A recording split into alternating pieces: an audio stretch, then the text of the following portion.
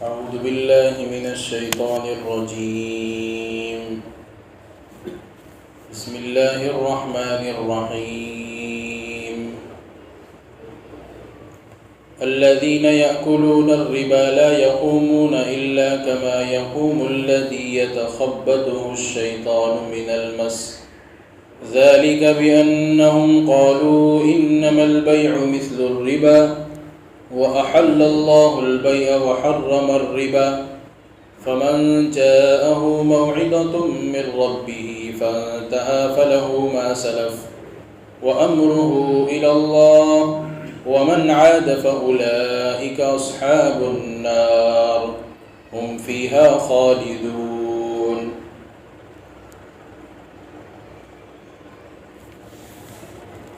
اس آیت کا گزشتہ ترجمہ بھی ہوا تھا اور مختصر سی تشریح بھی ہوئی تھی،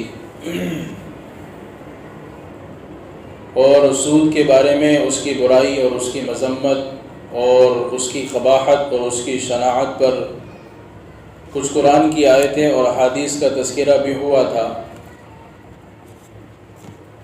وہ دو چند احادیث اور چند قرآن کی آیتیں پیش کی گئی تھی، ورنہ احادیث پاک میں نبی کریم صلی اللہ علیہ وسلم نے سود کے تعلق سے بہت ساری حدیثیں ارشاد فرمائی ہیں، اور علماء نے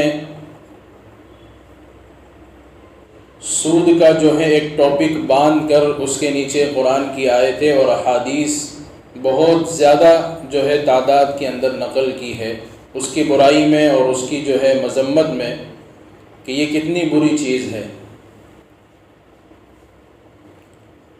اس آیت کے اندر زمانے جاہلیت کے اندر ایک خیال اور جو باطل خیال اللہ رب العزت نے یہاں پر اس کو ختم کر دیا۔ ذالک بأنہم قالوا انما البیع مثل الربا۔ زمانے جاہلیت میں وہ لوگ جو سود کے بارے میں یوں کہا کرتے تھے کہ خرید و فروخت یعنی تجارت لین دین جو معاملہ ہوتا ہے، ایک آدمی بیچنے والا ہوتا ہے اور ایک خریدنے والا ہوتا ہے، جس کو بائع اور مشتری کہا جاتا ہے۔ تو یہ خرید و فروخت اور یہ تجارت سود کے مانند ہی ہے۔ گویا وہ یوں کہنا چاہتے تھے کہ جس طرح خرید و فروخت جس طرح تجارت ہے، اسی طریقے سے سود بھی ایک تجارت ہے۔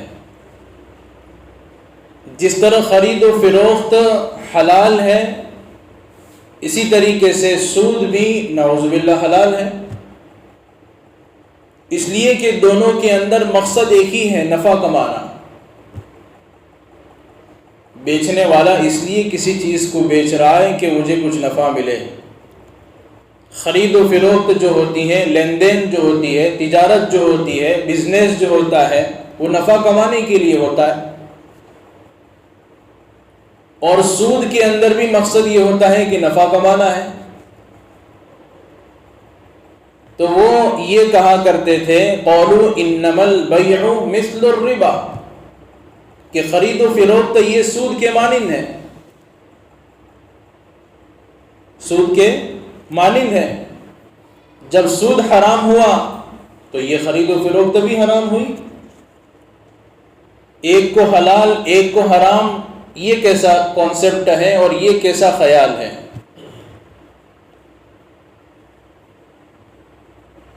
حضرت مفتی تقی عثمانی صاحب نے اپنی کتاب کے اندر، ان کی کتاب کا نام ہے اسلام اور جدید معاشی مسائل، بڑی تفصیل کے ساتھ سود کے اوپر انہوں نے بحث کی ہے۔ اگر وہ ساری تفصیلات اگر ذکر کی جائیں دو تین ہفتے جو ہے ان تفصیلات میں نکل جائے سود کے بارے میں۔ جو موٹی موٹی باتیں ہیں انشاءاللہ ہمارے سامنے اس تفصیل کے تحت میں آتی رہے گی، اور مفتی صاحب نے اس کو مثال کے ذریعے سے یوں سمجھایا کہ یہ جو خیال ہے کہ جو لوگ یہ کہہ رہے ہیں کہ خرید و فروخت، تجارت جو ہے، لین دین کا جو معاملہ ہے، یہ سود کے مانند ہے، تو یہ بھی جب حرام ہے تو یہ بھی حرام ہونا چاہیے، جب یہ حلال ہے تو یہ بھی حلال ہونا چاہیے. یعنی خرید و فروخت یہ حلال ہے تو سود بھی حلال ہونا چاہیے، کیونکہ اس میں بھی تو نفع کمانا مقصد ہے. تو مثال یوں سمجھائی کہ یہ تو ایسا ہی ہوا جیسے کوئی زنا کو یہ کہہ کر جائز قرار دے دے، حلال قرار دے دے کہ یہ بھی ایک قسم کی مزدوری ہے، کہ آدمی جس طرح اپنے ہاتھ جو ہے، اپنے ہاتھ کے ذریعے سے، اپنی جسم کے ذریعے سے محنت کر کے اور جو ہے کوشش کر کے مزدوری کماتا ہے، اس طرح ایک عورت جو ہے اپنے جسم کو تھکا کر مزدوری کما لے کسی سے. یہ تو ایسا ہی ہوا.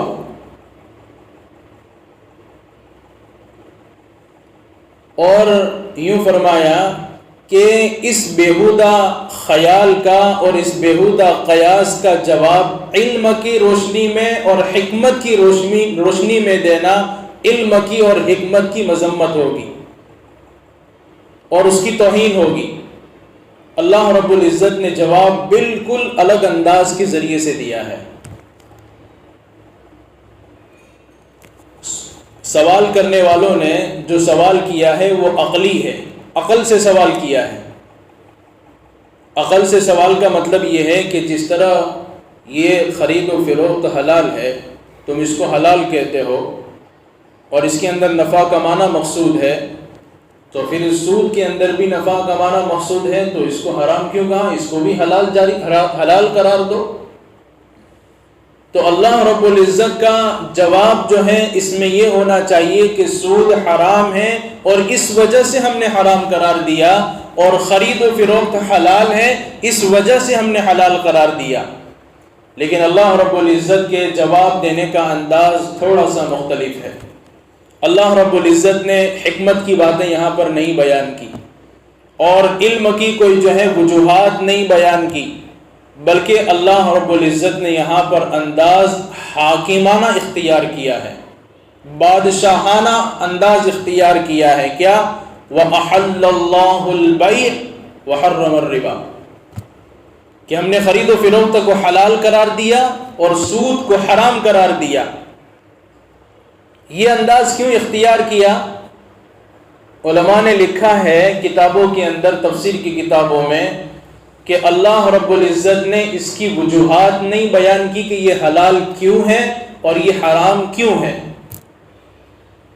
اس لیے وجوہات نہیں بیان کی کہ پورے نظام عالم کے اندر نقصان کہاں ہوگا، کس انداز کے ساتھ ہوگا، اور نفع ہوگا تو کس انداز کے ساتھ ہوگا، یہ صرف اللہ رب العزت ہی جانتے ہیں.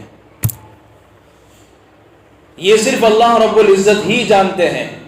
انسان اپنے نفع اور نقصان کو تو جانتا ہے، لیکن میرے کسی برے عمل سے اور میرے کسی اچھے عمل سے پورے معاشرے میں کیا خرابی آئے گی، پورے معاشرے میں کیا نفع ہوگا، وہاں تک اس کی نظر نہیں جاتی. اسی لیے اللہ نے ایک بات صاف کر دی کہ ہم نے بیع کو حلال قرار دیا اور سود کو حرام قرار دیا، جو تم نہیں جانتے ہو. لیکن جو ہے علماء نے جو ہے بہت ساری وجوہات بیان کی ہے، اور اللہ رب العزت نے اور نبی کریم صلی اللہ علیہ وسلم نے احادیث شریفہ کے اندر کچھ ایسے اشارے دیے ہیں جس سے صاف پتہ چلتا ہے کہ بیع یعنی خرید و فروخت حلال کیوں ہے اور اسی طریقے سے سود حرام کیوں ہے. اگر آدمی اس کے اندر غور کرتا ہے کہ بیع اور تجارت کے اصل مقصد میں غور کریں تو روز روشن کی طرح جو ہے بیع اور سود کا فرق بالکل واضح ہو جاتا ہے. اور اس کو اس انداز کے ساتھ سمجھایا کہ انسان کی جو ضروریات ہیں، کھانے کی، پینے کی، رہن سہن کی، لباس کی، آرام کی، اس کی زندگی کی جتنی ضروریات کا دائرہ ہے وہ اتنا وسیع ہے کہ ایک آدمی مل کر ایک انسان مل کر اپنی ساری ضروریات کا ایک ہی وقت میں اس کو اپنی ضروریات مہیا نہیں کر سکتا ہے، ایک ہی وقت میں کہ میری ساری ضرورتیں پوری ہو جائیں۔ وہ اپنی تمام ضروریات خود پیدا بھی نہیں کر سکتا اور جمع بھی نہیں کر سکتا۔ اسی لیے اللہ رب العزت نے، قدرت نے جو ہے تبادلے کا نظام بنایا، اور کتنا بہترین نظام بنایا ہے کہ ایک انسان کو دوسرے انسان کی ضرورت پڑتی ہے، ایک انسان کو دوسرے انسان کی ضرورت پڑتی ہے، اور ہر معاملے میں، خاص طور پر لین دین کے معاملے میں وہ اپنے اعتبار سے لین دین نہیں کر سکے، خود سے بھی لین کرے اور دوسرے اپنی ذات سے ہی دین کرے، بلکہ دوسروں کی ضرورت پڑتی ہے۔ جس کے پاس مال ہے وہ صبح میں اس فکر میں نکلتا ہے کوئی مزدور ملے، میں اس کو اپنے گھر لاؤں اور یہاں کام کرواؤں، اور مزدور اس نیت کے ساتھ نکلتا ہے کہ کوئی مجھے کام پر رکھے تو مجھے نفع مل جائے۔ تو گویا دونوں کی ایک دوسرے کی ضرورت کی وجہ سے دنیا کا یہ سسٹم چل رہا ہے اور کام کاج چل رہا ہے۔ لیکن اس تبادلے میں ظلم کی، بے انصافی کی بھی جو ہے ہو سکتی تھی، اور ایسے تبادلے میں ایسا کچھ بھی ہو سکتا تھا جو انسانی اخلاق اور شرافت اور پورے انسانی معاشرے کے لیے تباہی کا باعث ہو سکتا تھا۔ جیسے عورت کا اپنے جسم کی مزدوری کے نام پر زنا کا مرتکب ہونا۔ بھئی اگر کوئی یہ سوچتا کہ بھئی ایک دوسرے سے ہی کام چل رہا ہے تو زنا عام ہو جاتا۔ اللہ رب العزت نے لین دین کے جو ہے اسلامی احکام قرآن میں اور نبی کریم صلی اللہ علیہ وسلم کی زبان مبارک سے جاری کروائے کہ اگر لین دین کا معاملہ ہو رہا ہے تو اس کے اندر کن کن احکامات کو مد نظر رکھا جائے جس کی وجہ سے فائدہ جو ہے عام ہو اور نقصان کسی کو نہ ہو۔ اور یہ بات جو ہے کتابوں میں لکھی ہے کہ ہر ایسے معاملے کو منع کر دیا، ختم کر دیا اور ناجائز قرار دے دیا جو کسی ایک فریق کے لیے نقصان دہ ہو یا جس کا نقصان پورے انسانی معاشرے پر پہنچتا ہو، پورے انسانی معاشرے پر۔ اسی لیے کتابوں میں خرید و فروخت کے باریک باریک مسائل بیان کیے گئے ہیں کہ کون سی خرید و فروخت جائز ہیں، کون سی خرید و فروخت ناجائز ہیں۔ اچھا، یہ جو سود کا معاملہ ہے کہ سود کو اللہ رب العزت نے حرام قرار دیا اور بے کو اللہ رب العزت نے حلال قرار دیا، اس کا بنیادی فرق ہم سمجھ لیں تو پوری بات ہم کو سمجھ میں آ جائے گی۔ خرید و فروخت جو ہوتی ہے، ایک انسان دوسرے انسان کو کوئی چیز بیچتا ہے اور سامنے والا اس کو خریدتا ہے، اور اس میں مقصد یہی ہوتا ہے نفع حاصل کرنا۔ لیکن بے میں اور سود کے اندر زمین آسمان کا فرق ہے۔ اس کو مثال کے ذریعے یوں سمجھیں کہ میں نے 1000 روپے کی گھڑی خریدی اور میں نے 1000 روپے کی گھڑی خرید کر میں دوسرے کو 1100 کے اندر بیچ رہا ہوں، تو یہ جو 100 روپے مجھے مل رہے ہیں تو اس کے عوض کے اندر سامنے والے کے پاس کیا جا رہا ہے؟ گھڑی جا رہی ہے، تو یہ نفع جائز ہوا، اس لیے کہ بیچ میں کوئی عمل کا واسطہ ہے۔ اور اس کے برخلاف سود کے اندر کیا ہوتا ہے کہ کسی نے کسی کو 1000 روپے دیے اور لیتے وقت میں سامنے والے نے 1000 کے بدلے میں 1100 لوٹائے، تو 1000 کا 1000 سے تو مقابلہ ٹھیک ہے، لیکن جو یہ 100 روپے آئے ہیں یہ بغیر عوض کے آئے ہیں، بغیر کسی چیز کے آئے ہیں، اسی وجہ سے اللہ رب العزت نے اس کو سود قرار دیا کہ اس کا بیچ میں کسی چیز کا واسطہ نہیں ہے، اس 100 روپے کے بدلے میں کوئی چیز نہیں ہے۔ شاید بات سمجھ میں آ رہی ہوگی۔ بے کے اندر تو کیا ہوتا ہے کہ بیچ میں کوئی چیز ہوتی ہے تو سامنے والا جو ہے خریدتا اس لیے ہے کہ مجھے کوئی چیز مل رہی ہے، بیچنے والا اس لیے بیچ رہا ہے کہ میں کوئی چیز دے رہا ہوں تو اس کے بدلے میں جو ہے رقم لے رہا ہوں، لیکن سود کے اندر اس طرح نہیں ہوتا۔ سود میں جو رقم لی جا رہی ہے بغیر عوض کے لی جاتی ہے، کوئی چیز درمیان میں حائل نہیں ہوتی ہے، اسی وجہ سے بیع کو حلال قرار دیا، سود کو حرام قرار دیا۔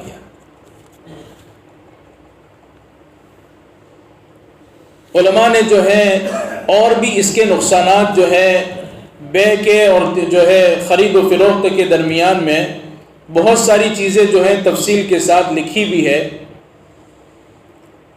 میں آپ کو جو ہے مختصر طور پر یہاں ذکر کروں کہ تجارت میں یعنی بیع کے اندر خرید و فروخت میں ایک شخص اپنا مال خرچ کر کے محنت کر کے ذہانت سے کام لے کر دوسروں کے لیے ضروریات اور چیزیں مہیا کرتا ہے۔ جیسے ایک دکاندار کو ہی دیکھ لو کہ دکان کے اندر اس نے چاول بھی لا کر جمع کر کے رکھے ہیں، بہت ساری چیزیں اناج کی جمع کر کے رکھی ہے، دودھ بھی رکھا ہے، بہت ساری چیزیں اس نے رکھی ہے انسانوں کی ضرورت کے لیے کہ لوگ یہاں سے آئے اور لے جائیں۔ تو یہ ساری چیزیں مہیا کرتا ہے اور خریدار اس کے بدلے میں اصل مال کی قیمت پر کچھ نفع دے کر اپنی ضرورت کی چیزوں کا مالک بن جاتا ہے۔ اس لین دین کے بعد کوئی مطالبہ کسی پر نہیں ہوتا۔ لیکن سود میں کیا ہوتا ہے، ربا کے اندر کیا ہوتا ہے، اول تو اس کی زیادتی کسی مال کے معاوضے میں نہیں ہوتی، 100 روپیے جو ایکسٹرا مل رہے ہیں وہ ایسے ہی مل رہے ہیں، سامنے والے کو اس کا نفع تو ہوا لیکن کسی عوض کا نفع نہیں ہے۔ زیادتی کسی مال کے معاوضے میں نہیں بلکہ قرض دے کر مہلت دینے کا معاوضہ ہے۔ زمانے جاہلیت کے اندر جو سود چلتا تھا وہ یہی سود چلتا تھا کہ لوگ جو ہے کسی غریب کو دیتے تھے اور مہلت دیتے تھے کہ اتنے وقت میں دے دینا، لیکن اگر وہ اتنے وقت میں نہ دیتا تھا تو وہ رقم بڑھا دیتے تھے اور کیا کہتے تھے کہ ہم عوض تو رکھ رہے ہیں۔ کون سا عوض؟ مہلت دینے کا۔ علماء نے لکھا ہے کہ یہ مہلت تو کوئی رقم تھوڑی نہ ہے، مہلت کوئی رقم تھوڑی ہے، کوئی چیز تھوڑی ہے کہ آپ نے وقت دے دیا، وقت اس کا بڑھا دیا یا وقت زیادہ ہونے کے بعد کوئی رقم اوپر چڑھا دی۔ تو مہلت کوئی چیز نہیں ہے اور کوئی شے نہیں ہے، تو یہ بات نہیں مانی جائے گی۔ کوئی چیز ہونی چاہیے درمیان میں جس کے ذریعے سے معاوضہ لیا جائے، تو مہلت دینے کا معاوضہ ہے جو اسلامی اصول پر بالکل گراوٹ ہے، کیونکہ یہ مہلت بلا معاوضہ ہونی چاہیے۔ اس کے علاوہ ربا کی زیادتی ایک مرتبہ ادا کرنے کے بعد جو مقروض ہے، جو قرض بنا ہوا ہے، وہ فارغ نہیں ہو جاتا بلکہ ہر سال ہر مہینے نئی زیادتی اس کو دینی پڑتی ہے، اور بعض مرتبہ رقم جو ہے اصل مال سے بھی بڑھ جاتی ہے۔ دے دیتا ہے، آج دیا، کل دیا، مہینے کے بعد دیا، سال کے بعد دیا، وہ رقم اتنی بڑھ جاتی ہے جو اصل مال تھا اس سے بھی آگے پہنچ جاتی ہے، جو نقصان ہی نقصان ہے۔ ایک اور بات کہ خرید و فروخت اور تجارت دولت کی آزادانہ گردش کا ذریعہ ہے۔ آدمی بالکل آزاد ہو کر اس میں جو ہے آدمی بزنس کرتا ہے، تجارت کرتا ہے، خرید و فروخت کرتا ہے، اور اس خرید و فروخت کے اندر لوگ محدود نہیں ہو جاتے ہیں بلکہ اس کی تجارت زیادہ لوگوں تک نفع پہنچاتی ہے۔ حضرت مفتی سعید احمد صاحب پالنپوری نے اپنی تفسیر کی کتاب میں اس کو مثال کے ذریعے سے سمجھایا کہ کسی شخص نے 1,00,000 روپئے کے ذریعے سے ایک کارخانہ قائم کیا۔ یہ بیع اور خرید و فروخت اور تجارت کی مثال ہے۔ 1,00,000 کے ذریعے سے اس نے کارخانہ قائم کیا اور بہت ساری مشینیں اس نے اپنے کارخانے کے اندر جمع کی، بہت سارے مزدوروں کو جمع کیا، اس کا کارخانہ چلا چلا چلا اور مہینہ ختم ہوا تو سب سے پہلے اس کارخانے کا جو نفع آئے گا وہ اس کے مزدوروں کے درمیان میں تقسیم ہوگا، اور آگے چل کر خرید و فروخت کے اندر نفع عام ہوتا ہے۔ پھر آگے چل کر کیا ہوگا، جب یہ کمپنی اور یہ کارخانہ اور زیادہ آگے بڑھے گا، لوگوں کو معلوم ہوگا، تو اس کا جو ہے وہ انگریزی میں کیا کہتے ہیں، ڈسٹریبیوٹر، لوگ جو ہے مال اس کے پاس سے ہول سیل میں لے جاتے ہیں اور پھر جا کر اپنے مقام پر کچھ رقم بڑھا کر بیچتے ہیں۔ اب اس کے پاس سے لوگ مال لے جائیں گے اور دوسرے ممالک میں جا کے دوسرے گاؤں اور شہر میں جا کر بیچیں گے۔ تو یہ خرید و فروخت اور تجارت کے اندر نفع عام ہوتا ہے۔ اب اس کے پاس سے بھی کوئی لے جائے گا تو وہ اور آگے جا کے بیچے گا۔ لیکن سود کے اندر کیا ہوتا ہے؟ سود کے اندر جو ہے مال سرمایہ داروں میں اور مالداروں کے اندر ہی گھومتا ہے۔ آج اس کے پاس، کل اس کے پاس، پرسوں اس کے پاس، ترسوں اس کے پاس، غریب ہوتا جاتا ہے، اور جو نیچے گرنے والا ہے بالکل نیچے گرتا جاتا ہے، اس کے پاس سے رقم خالی ہوتی جاتی ہے اور مالدار آگے بڑھتا جاتا ہے۔ اور ایک بنیادی فرق خرید و فروخت اور تجارت اور سود کے اندر اتنا زبردست ہے کہ آدمی اگر خرید و فروخت کے لیے، تجارت کے لیے بیٹھا ہے تو اس کو نفع کی امید بھی ہوتی ہے اور نقصان کی امید بھی ہوتی ہے۔ نفع کی امید بھی ہوتی ہے اور نقصان کی امید بھی، نفع کی امید اور نقصان کی امید دونوں ہوتی ہے، اور یہ تجارت کے اندر ہوتا ہے۔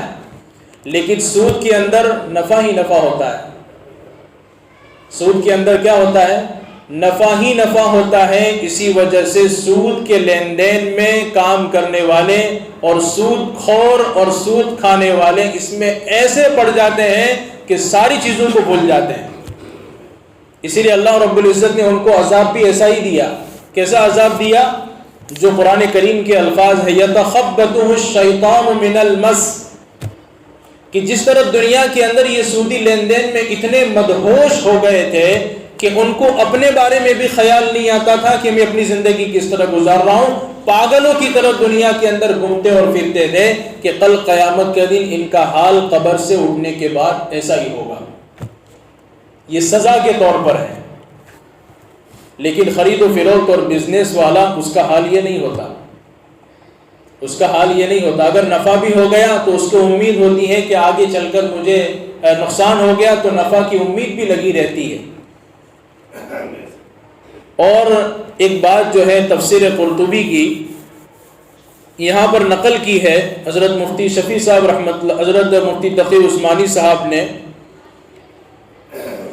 کہ یہ جو فرمایا انما البیع مثل الربا، یعنی اللہ کے نبی علیہ الصلوۃ والسلام کے زمانے میں جو سود تھا اور اس زمانے میں جتنے بھی سود کے طریقے ہیں، اللہ کے نبی علیہ الصلوۃ والسلام نے اس کے تعلق سے فرما دیا تھا ان کل ربا موضوع، کہ سارے کے سارے سود کی جتنی بھی قسمیں ہیں وہ ساری کی ساری چھوڑنے کے قابل ہے۔ اب آدمی جو ہے اس میں ہیلے بہالے بنانے شروع کریں کہ نہیں اس کے اندر سے جائز والا یہ راستہ نکلتا ہے، سود کے جتنے بھی راستے ہیں اور جتنے بھی طریقے ہیں وہ سارے کے سارے حرام ہیں۔ اب آگے چل کر اللہ رب العزت جو ہے نصیحت کے طور پر ایک بات کر رہے ہیں، فَمَنْ جَاءَهُ مَوْعِظَةٌ مِّن رَّبِّهِ فَانْتَهَىٰ فَلَهُ مَا سَلَفَ۔ اب ظاہر سی بات ہے جب سود کے بارے میں حرام حرمت کی آیت نازل ہو گئی تو یہ چیز بھی پیش آنی ہی تھی۔ کون سی چیز؟ کہ جن لوگوں نے پہلے سود کے لین دین کر رکھے ہیں اور نفع کما رکھا ہے، کسی نے مکان لیا ہے، کسی نے دکان لے رکھی ہے، کسی کے پاس کیش مال ہے، ظاہر سی بات ہے جب سود حرام نہیں ہوا تھا تو لوگ لین دین کرتے تھے، اور صحابہ کا بھی یہی عمل تھا، کرتے تھے لین دین۔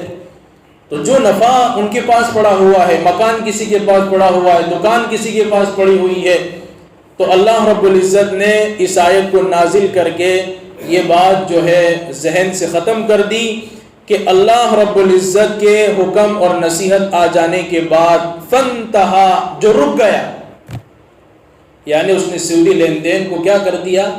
ختم کر دیا۔ فانتہا، رک گیا، فلہ ما سلف، اس کے پاس جو ہے نا پچھلا وہ اللہ کہتے ہیں تمہارا ہو گیا، اب اس کو دوسروں کو دینے کی ضرورت نہیں ہے، مالک کی طرف لوٹانے کی ضرورت نہیں ہے۔ تم یہ نہ سمجھو کہ یہ سود کی رقم ہے اب یہ تمہاری ہو گئی۔ فلہ ما سلف، کب؟